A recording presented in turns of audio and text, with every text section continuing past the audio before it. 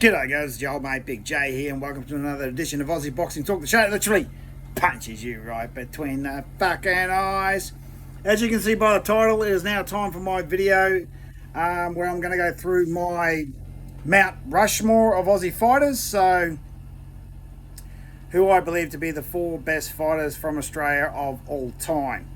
So these men, and if you watched Lyndon Hoskins' Aussie boxing, Talking Boxing the other night on Monday, you'll see that I've already given the names away.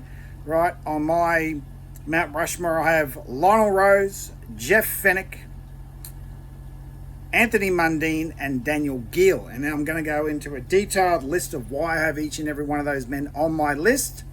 And I know some people out there will say, well, what about this guy? What about that guy? Depending on what generation you're from, if you're the older generation, if you're a boomer, you'll probably be thinking Johnny Fenech. Johnny Fenech was born in France, so he's out. I know that he moved here at a very young age, but he was born in France, so let's get him out of there. Other contenders would probably be Jeff the Hitman Harding. Yeah, as good as Jeff was, he was a hell of a fighter. I think that Daniel Geale achieved more in his career, and I'm going to go through that. So Lionel Rose, Jeff Fenech, Anthony Mundine, and Daniel Geale. Now, even though I had the video the other night that said I don't believe Jeff Fenech is not the best fighter we've ever had, and I stick to that, it doesn't mean he's not on Mount Rushmore. You have to be fucking crazy for him not to be on Mount Rushmore. But let's get into it. So Lionel Rose. For those of you who don't know who Lionel Rose is, well, look it up. I mean, that would be a good start. I'd fully recommend looking it up. Right. Lionel Rose was the undisputed bantamweight champion back in the 1960s to, I think, around 1970, 1971, actually. I'll just bring his record up to actually give you guys details of what he actually did. He got Australian of the Year in 1968 or 69, and when he got back from beating Fighting Harada in Japan, 100,000 people greeted him at the Melbourne airport. So that alone is, I think, because these men on Mount Rushmore have done things that no boxer has done before or since. There has never been another boxer in Australian boxing history to win the Undisputed Championship. I'm not counting George Kambosos because I don't count that franchise belt. He didn't beat Devin Haney for the actual WBC belt. He got that toy belt that Lomachenko got, that Lopez beat him for, that George beat him for. So he was never the actual WBC champion. So I don't count. And plus, George never defended his belt where Lionel did. So, I mean, George has got a fantastic resume, but he's lost the big fights. He's lost more world title fights than he's won. So Lionel Rose, 42 and 11 with 12 knockouts. He got knocked out 9 times. Now remember, this is back in the golden age of the 60s of boxing. So I think it was February. It's coming up actually. I think it's February 27th. Yes, February 27th of 1968. Lionel Rose would travel over to Japan and defeat Fighting Harada, who was pretty much the Inoue of the day for the WBC, WBA, and Ring Magazine bantamweight titles. Right, now I've done previous videos on that. I've done the best of each division. I put Lionel Rose as bantamweight, and I don't think too many people would dispute that. Right, so let me just bring it up here. So when he defeated Fighting Harada had a record of 50-3 at the time. He was on a 12-fight win streak when he fought Lionel Rose, and Lionel Rose beat him in a 15-round decision. All right, with the scores being very, very close. 72-71, 72-70, and 72-69. So, I'm not quite sure how the scoring system worked back in those days because it was 15 rounds, but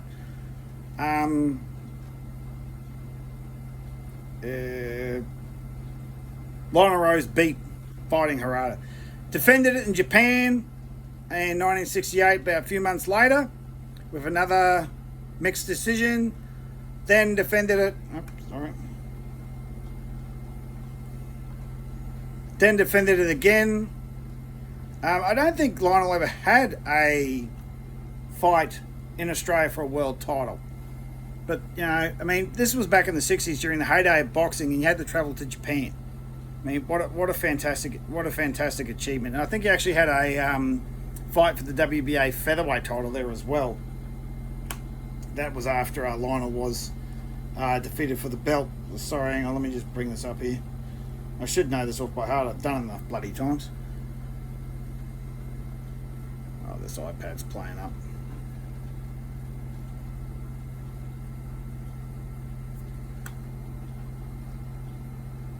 Anyway, Lionel Rose is my first man on my Mount Rushmore. I don't think too many people would dispute that.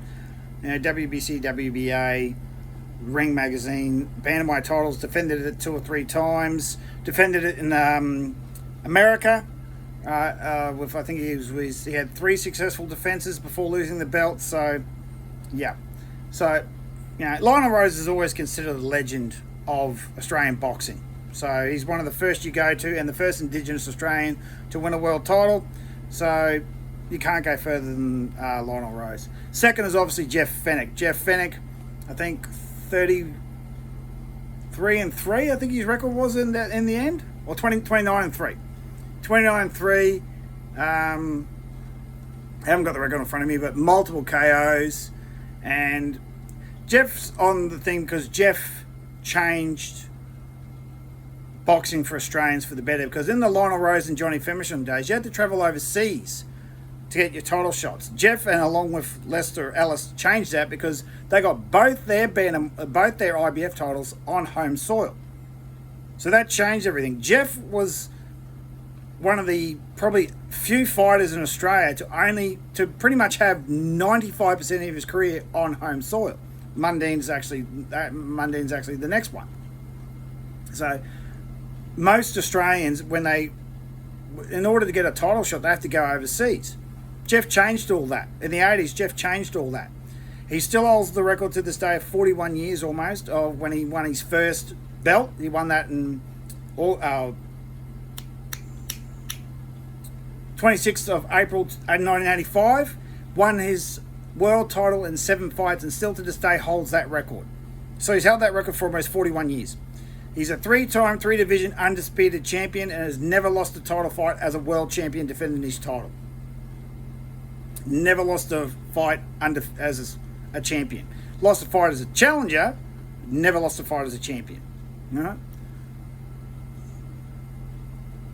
And Jeff pretty much transitioned the sport where you didn't have to travel overseas. Australians got their opportunities on home soil. And plus, Jeff is pretty much, most people would say still to this day, Jeff is pretty much the most recognisable face in Australian boxing, right, depending on who you ask. So you think that Jeff is pretty much, lots of people consider him the GOAT. I don't, but lots of people, when you think Australian boxing, you think Jeff Fenech. So I think it would be blasphemy not to put Jeff Fenech on my Mount Rushmore. Right, next one, Anthony Mundine. Anthony Mundine transitioned and pretty much saved Australian boxing, right, when he switched over from the NRL in 2000. Here's 3 things that happened in the 90s that pretty much killed boxing off. First thing that happened is that pay TV, the NRL went, the footy, the AFL and the NRL, I think the AFL did it before the NRL, but the NRL went national in 1995. It went from the New South Wales Rugby League to the ARL, actually international because they brought in the Auckland Warriors, and then it went mainstream. Rugby League went mainstream. It was free on Channel 9. You could watch Friday Night Footy on Channel 9. I think on ABC, you used to be able to get fights on the ABC, right? Second thing that happened around the same time, because I was about 13 when this happened, is that cable, pay TV came in. It was called CETV back in those days, then it became Aussie, then it became Foxtel. And what happens that CETV came into Australia, and boxing was stuck behind a paywall, much like it is now. So boxing was stuck behind a paywall. You had to pay to have cable television to watch boxing, right? My parents are in their 70s. They've never had cable TV in their bloody life. I've never had it. I refuse to pay for that shit. I ain't paying for cable. It was a joke. So lots of people couldn't afford boxing, and they didn't worry about it because rugby league and AFL had become mainstream, free to air on Channel 9 and Channel 7 respectively. All right. So that all happened around 94, 95. The final nail in the coffin is when Lester Ellis and Jeff Fenech retired a month from each other in 1996. I think it was around February, March, because I haven't got the record in front of me, but I think Jeff fought Philip Holiday around March of 1996, got beaten 2 rounds, and that's when he retired. And we had Kostya, but Kostya was mostly fighting overseas. There was no person in Australia that was fighting in Australia for people to watch. There was no mainstream star for boxing. So by the time 2000 rocked around, boxing was on life support. Until Anthony Mundine decided to follow in his father's footsteps and I'm going to become a boxer, gave up a $600,000 contract at the St. George Illawarra Dragons to start boxing. I think his first fight was in July of 2000. So Mundine went on to have a great career, probably fought far too long. But the other reason, so not only did he make boxing mainstream again, or put it on pay TV in the pubs and clubs and everything where people were getting notoriety, and boxing went from being on the front page when Jeff Fenech was doing everything great to being a small little section in the sports section to being mainstream again. Anthony Mundine did that single-handedly. Not only that, he made the careers of so many boxers that everyone that fought him got the notoriety. I mean, without Anthony Mundine, no one would have heard or cared of about Danny Green, Sam Solomon, Daniel Geale, Garth Wood, Sonny Bill Williams, Paul Gallen. I don't think any of those footy players would have transitioned into boxing and kept it going unless Anthony Mundine did. Sonny Bill wouldn't have boxed. Gallen would have switched over. Solomon, I think Solomon Amano did it before Chock did, but certainly John Hopewadi, none of those footy players would have switched over unless Anthony Mundine did it, because he made it mainstream and he made it profitable, very, very handsomely paid that these guys switched over to boxing, and footy players are still doing it to this day. I mean, Offerman Solomona, Nelson Solomona's just done it. He's gone from the Storm, winning 2 premierships with the Storm, now he's going to be a boxer. It's still happening to this day. So the everlasting impact of what Anthony Mundine has done for the sport, along with having a fairly successful career. Anthony Mundine's career doesn't even come close to what the other 3 have achieved. Not even close. All right? But he's still got his world title fight with IBF champion Stem Hopkin. Had one of the best, probably, performances of his career, and they lost, right? So without Anthony Mundine, the sport would have died 25 years ago. Simple as that. No one would care about boxing. It would just be a thing that you see once every now and then, you know. And in my opinion, I don't think Jeff Horn would have fought Pacquiao in Australia, because there wouldn't have been the money for it. There wouldn't have been the money. People wouldn't have cared. People are like, oh, this Aussie bloke's going to fight Pacquiao. Well, who the hell's that? The only reason people know boxing so well is because of Anthony Mundine. I think that's the truth. So Anthony Mundine, for single-handedly saving the boxing, becoming the new face of Australian boxing, taking over from Jeff Fenech, right? Taking over from Jeff Fenech and keeping the sport going for the last 25 years, or just a touch over 25 years. Anthony Mundine deserves his spot on Mount Rushmore, in my opinion. Right, finally, Daniel Geale. Daniel Geale, fantastic career.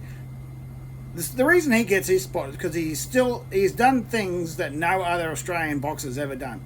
Still to this day, all right, you know, he first won the IBO belt in 2007, I think, against Daniel Dawson, had it for 2 years, then fought Anthony Mundine in 2009, and easily one of the best all Aussie fights.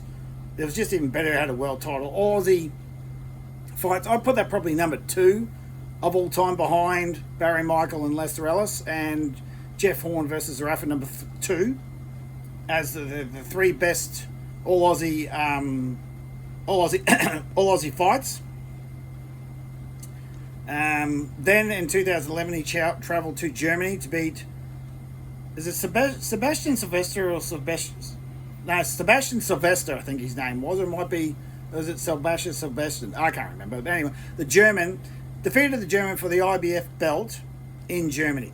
Defended it 3 times, travelled back to Germany to beat Felix Strum for his WBA belt. To this day, Daniel Geale is the only Australian to win a unification bout. Now, there's been 2 other fighters that have been in unification bouts. Male, I'm not talking female, because the females... well, technically 1, because George Kambosos Jr., when he fought Haney, was for undisputed. That was a unification bout. Well, that was undisputed, but it was still a unification bout. George didn't win that one, obviously. You could count Tim Tszyu when he fought Fundora the first time, because Tim was the WBO and the WBC belt was up for grabs, but Sebastian Fundora was not the champion, so I consider that a unified belt, not a unification belt, because Fundora didn't have the belt. So really, Daniel Geale is the only fighter to ever win a unification bout in Australian history, putting up his title up against someone else's, and he won. The other achievements that, I mean, he's our best middleweight of all time. There's no if, buts, and maybes about that. He headlined Madison Square Garden, which no other Australian's ever done.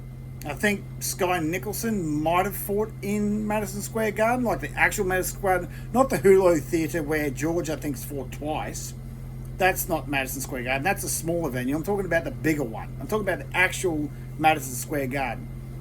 Yeah, okay, we know that Daniel Geale got his ass handed to him by Triple G, but who the hell cares? And Triple G was pound for pound number 1.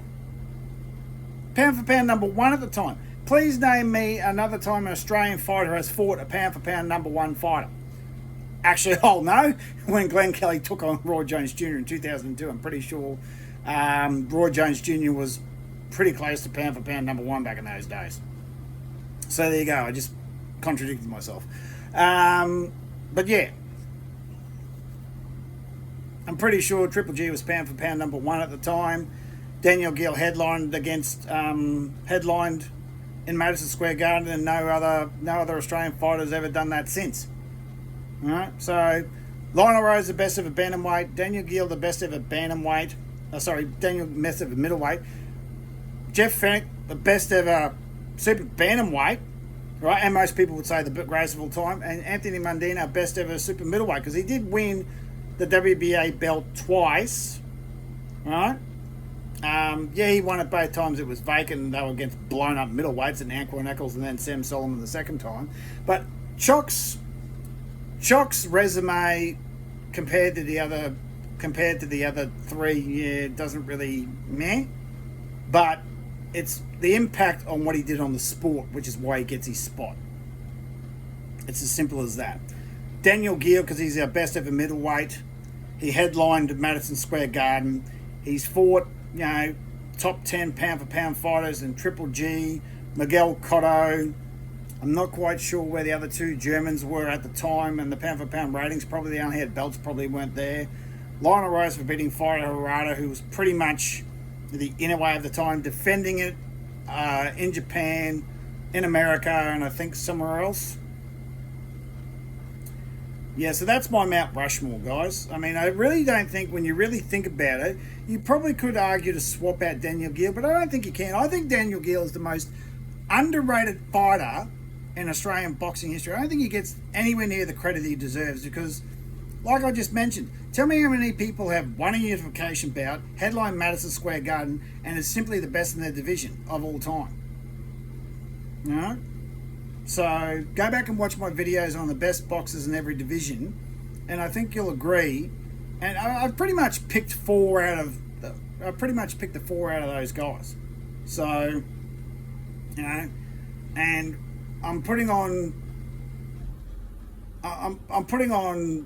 to put on my fanboy hat here, because I don't like doing that in my videos. But, you know, I mean, at the end of the day, I'm a boxing fan. Otherwise, I wouldn't do all these videos.